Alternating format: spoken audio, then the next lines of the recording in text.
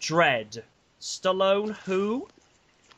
This movie makes you forget about the mid-90s offering and concentrates more on being faithful to its source material and is grounded in a much more grim and gritty setting with Carl Urban possibly giving one of the best performances of his career as the title character.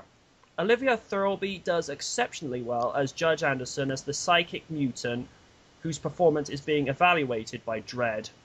Lena Headey sells her role of Mama to the point where you get the impression that she is enjoying it far too much with the way she sells it. So she's kind of like Dolph Ziggler. Ooh! Mama. Oh, shit. Very good special and visual effects, and has to be said, a very pleasant change of pace for a modern action thriller flick that is 95 minutes. Ryder. For me, this was movie of the year. Really? Personally, Wow. I haven't enjoyed a movie this much in a long, long time. I mean, to watch it with you in person was also great, by the way. Thank you. Yeah, but when I first heard there was going to be another Judge Dredd movie, I was like, oh god, not another remake, not another reboot. But then I thought, hang on, the Stallone movie wasn't that great from what I remember. I first heard about this movie at London Film and Comic Con back in July, and looking at the pictures and looking at Carl Urban, I was like, this could be pretty cool, I thought. Again, written by Alex Garland, I believe it was.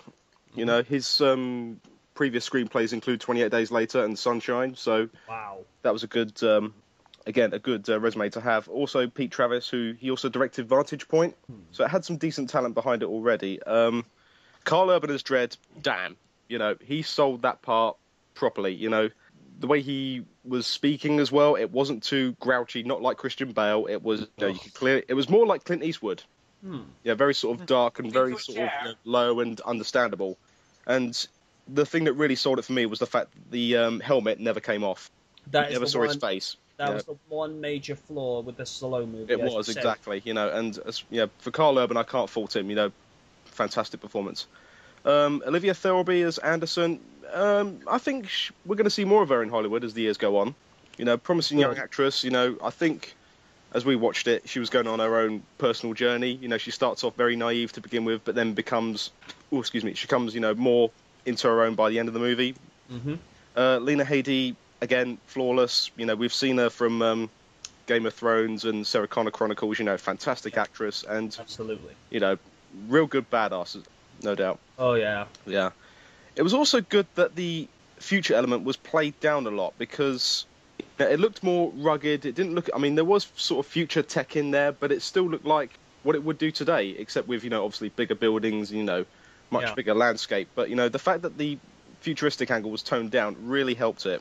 Found out a fact about this movie because, from what I understand, The Dark Knight Rises had a budget of $250 million. Yeah. This only had a $45 million budget. I think the reason it probably cost so much less is because they actually did a major portion of the filming in South Africa. Exactly, and I think that's where it worked because filming it in a different environment outside of Hollywood, you know, it had that District 9 look about it. It was more derelict and, you know, just a much more better look for the film, you know. I just wish, you know, more could be, you know, filmed that way, to be honest. It was also good that there was not really much build-up. As soon as the movie starts, you hear a brief story about how the world is, and then you go straight into the action. There's no build-up about how he became Dredd. You just go straight into it. You know, that's how movies should start, you know, get you right there, you know. Always No, really, it was just straight in. Yeah. It was also... I've also heard on the wire that there are possible sequels, because from what I've heard, the movie did do rather well. So there could be 2 and 3, hopefully. And this needed to be an 18. You know, the fact that it was, the fact that it was really violent. You know, I like 18 movies. You know, the fact you see blood and guts and everything. It's just the more violent it is, the better it is. You know, in my eyes. Yeah. And also the other thing I liked is that when they were stuck in the block tower, I forget the name of which one it was. Can you remember? No.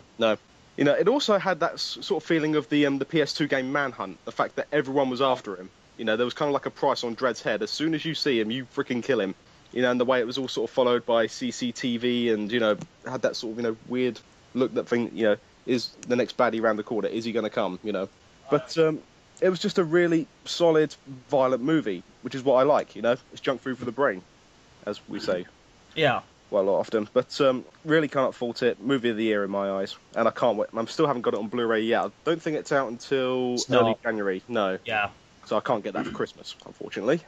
Nuts. But nonetheless, top movie and highly recommended. Yep.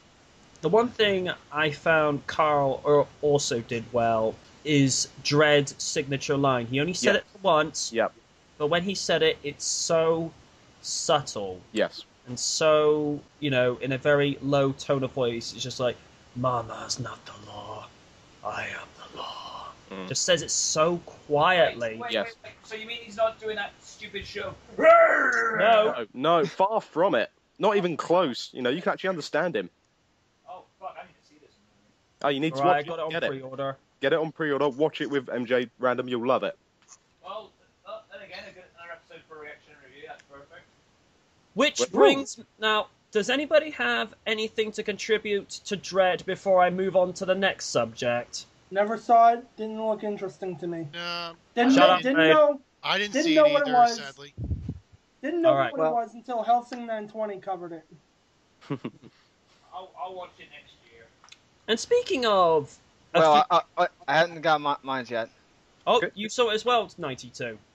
Yeah, well, to be honest, I haven't seen this movie yet. I only seen bits and pieces, but from what I can say, this was better than the original movie from 1995. Oh, way better.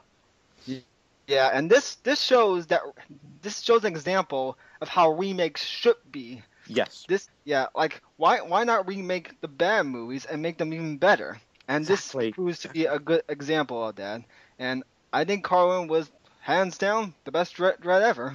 Yes. Well, there's a good reason for that. He actually approached the filmmakers when they were just starting to put this together, and he told them specifically how he felt Dredd should be not only in character, body language, and the voice, and how the movie should be. They said, would you like to go be Dredd? And with Urban, he's a method actor. He studies the character. Bones, for example, in Star Trek. You heard him, just like, sounds like the original. Oh, definitely. And the fact that you could actually respect Dredd as a character again, because as we've all said, after the Stallone movie, we kind of looked at, live action portrayals and thought, no one's going to touch this again for a while. It's good that they left it this long. Yeah. Yeah. See, Yeah. forget about it. Yeah. Yeah.